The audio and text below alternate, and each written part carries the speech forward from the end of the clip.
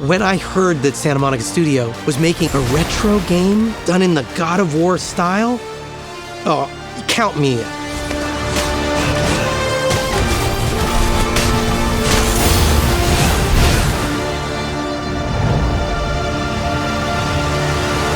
When I was a kid, I loved scores for movies, TV shows, and video games. However, I realized it was melody over anything else. Melody was the most important thing to me and remains to this day. That means if a melody was performed by a giant symphony orchestra in a sweeping live-action space epic, or if a melody was played by a sine wave, I loved it the same.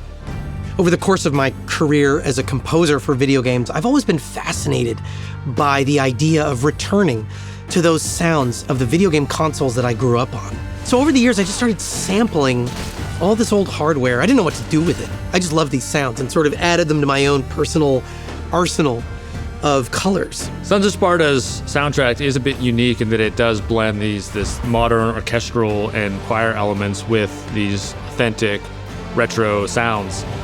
When we heard that Barry McCreary wanted to be involved, we were thrilled. It was cool to talk to him about it because he grew up with these games as well. So he's familiar with the soundtracks and he's familiar with the chiptunes. We as a retro studio have done this many times. It was this awesome sort of, meeting of the minds moment. One of the exciting things about working on God of War Sons of Sparta is getting to work with the team at MegaCat because of the authenticity that they are able to channel into their games. So when I heard Santa Monica Studio was working with them, I was really excited. That's the biggest challenge we have. It's the first time for us working with one of the world's renowned artists. And through collaboration and critical thinking, we made our biggest challenge into one of our greatest achievements. So along comes God of War Sons of Sparta. Suddenly, here's a perfect opportunity for me to write a love letter to not only the music that I grew up on, but the hardware that created that music. One of the most special things about the music of Sons of Sparta is that it really makes like a good mix of orchestra, modern music, and also retro and chiptune music.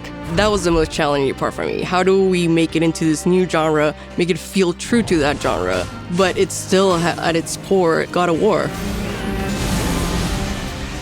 God of War Sons of Sparta combines three major elements: the God of War Greek era in the story, retro gaming aesthetics, and an epic emotional story. Since when have you been so cynical? Birth. So I created 3 different sonic palettes and started mixing and matching.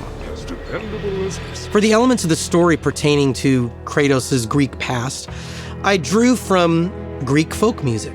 I brought in instruments like the kithara, the aulos. These are stringed instruments and woodwind instruments that were around in some form during the ancient Greek era. Video games, when I was a kid, were predominantly made with sounds that you'd call chiptunes today. And yet people made timeless classics out of these sounds. So I used a lot of samples and synthesis to create that retro gaming flavor. The third element is that big emotional story. I wanted to use full symphony and choir to tell that story the same way I would on any God of War game. That was really my biggest challenge in scoring God of War Sons of Sparta, was in trying to figure out how to balance these 3 different sounds into something that gave each of them a moment to shine and yet felt like a cohesive whole. So in Sons of Sparta, we have these brothers, Kratos and Deimos. I only wrote one theme.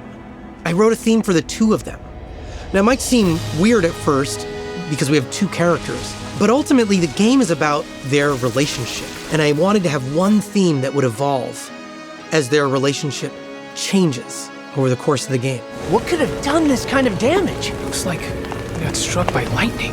I wanted to write a new theme that represents him and his brother Deimos as children. I realized it really wouldn't make sense to quote any of the music I wrote for the Norse saga. It didn't make sense really to quote any music from even the Greek games because they were very different stories. And when I think about the main themes of the game, I just kept repeating them over and over. Duty, honor, brotherhood. That's what this game is about. You okay, brother? I'm fine. We'll just need to find another way back. And then I came up with this beautiful, mournful tune.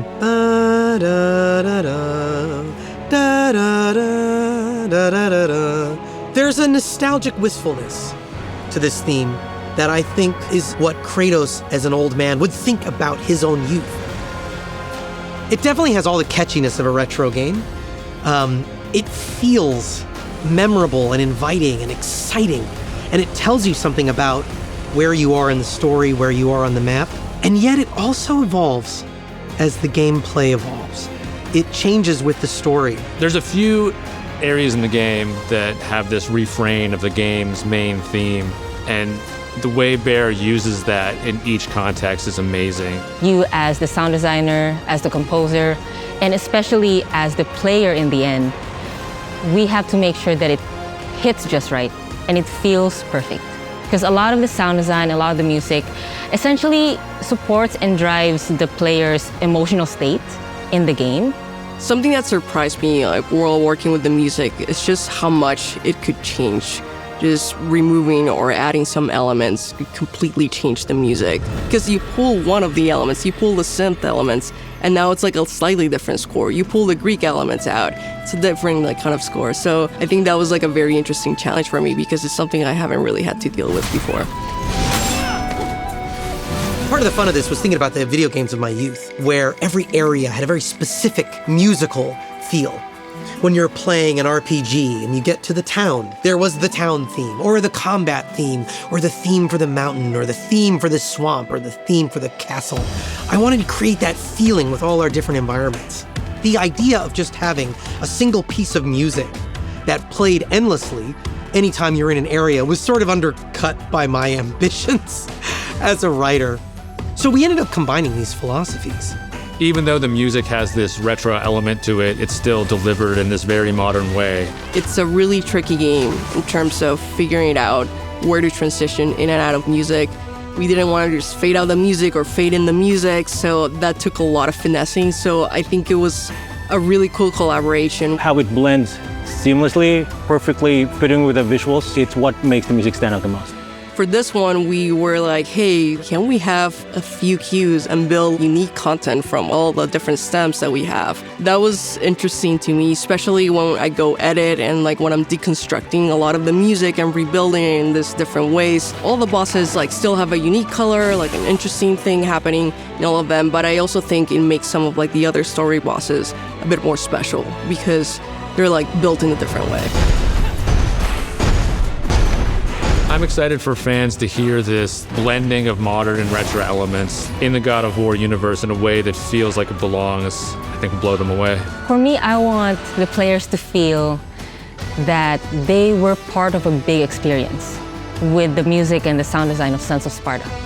People love the God of War games for a variety of reasons. You have this incredible combat, you have a gripping story, you have a mythological environment. God of War Sons of Sparta has all three of these things. To me, this is the 2D platformer that I've been dreaming of my entire life.